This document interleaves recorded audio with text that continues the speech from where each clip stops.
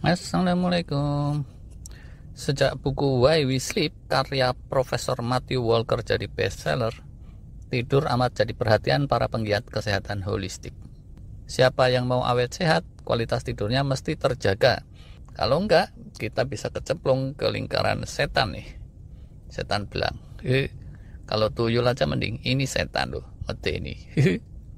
Gara-gara kurang deep sleep, kondisi jadi buruk, padahal begitu kondisi udah buruk, deep sleep makin buruk lagi. Gitu aja terus muter. Saya sempat ngalamin nih, tidur keganggu. Dan gara-gara tidur keganggu, makin sakit lah urusannya. Kemarin udah kita bahas, kali ini izin kita tinjau aspek tidurnya. Gimana? Kok saya bisa tahu kualitas tidur? Nah, ini udah tahun 2022 kan ya. Ya setiap hari saya ukur aja tidur itu pakai smartwatch. Bukan iklan nih ya, sekedar info. Untuk data yang nanti saya tampilin, itu ngukurnya pakai Mi Band 5. Harganya nggak sampai 500.000.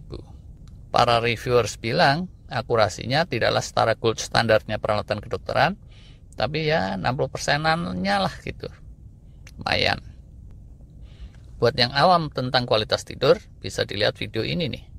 Intinya, kalau secara kuantitas, itu ada dua kubu.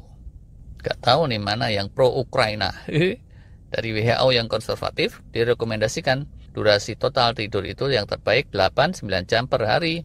Sedangkan kelompok progresif, antara lain diwakili Profesor Kripke dari San Diego, yang penelitiannya tentang tidur termasuk paling ekstensif sedunia, dibilang tidak ada alasan ilmiah bagi manusia dewasa untuk tidur harian lebih dari 6,5 jam. Nggak terlalu penting sih perbedaan sisi kuantitas ini, karena di sisi kualitasnya, mereka itu akur sependapat.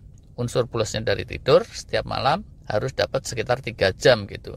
Kalaupun kurang dikit. Dan bagian plusnya ini terbagi dua. REM sleep untuk pemulihan mental, pikiran, otak, dan saraf, serta deep sleep untuk pemulihan tubuh dan sistem metabolisme. Belum beneran katam sih penelitian sleep science, tapi diyakini deep sleep ini yang paling sulit didapat. Harus malam bersamaan dengan saat tingginya hormon melatonin dan hormon pertumbuhan dan seterusnya, dan dia amat esensial untuk kesehatan holistik. Makin kesini ada ancer-ancer lah seberapa sebetulnya durasi deep sleep yang memadai.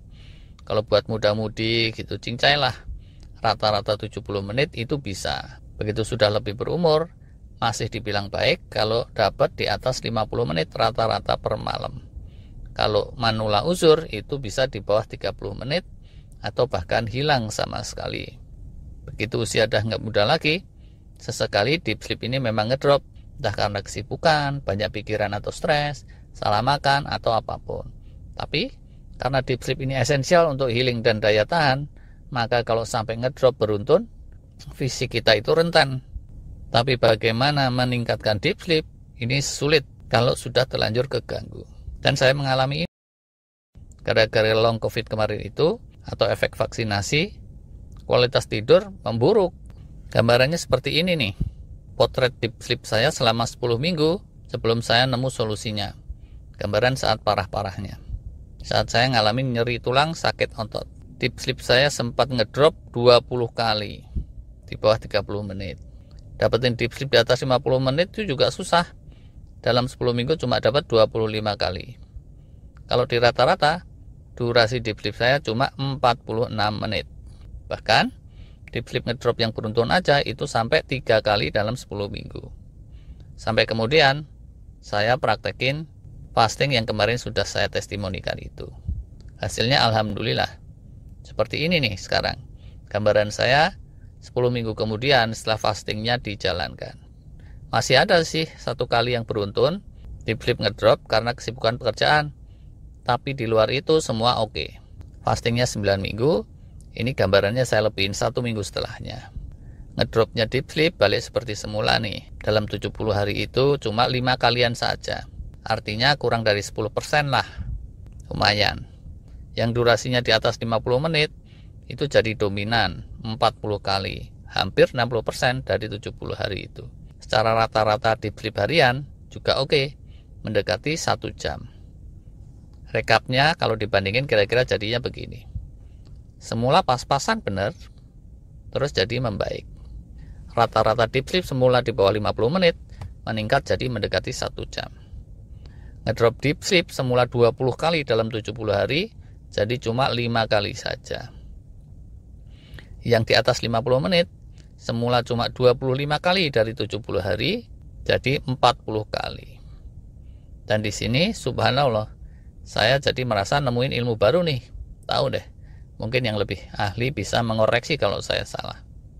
Besar kemungkinan perbaikan kualitas tidur yang saya dapat buah dari fasting yang kemarin sudah saya sharing. Dengan kata lain, fasting itu saya rasain jadi tools baru yang punya potensi untuk memutus lingkaran setan dari tidur yang tidak berkualitas. Gak mudah loh putus lingkaran setan itu. Kalau bisa diputus dengan fasting, ini kan solusi. Di sini nih hikmahnya. Semoga ini bermanfaat untuk kita semua. Alhamdulillah. Bahkan ya, mungkin gak usah pakai extended fasting yang kelas berat.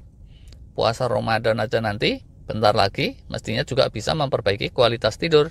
Kalau kita benar melakukannya, silahkan aja dirasa-rasain, silahkan aja diniatkan yang baik. Sedikit disclaimer di sini, yang saya tampilin ini bukanlah penelitian yang benar-benar ilmiah. Ini sekedar testimoni pengalaman pribadi lagi. Oke lah, terima kasih.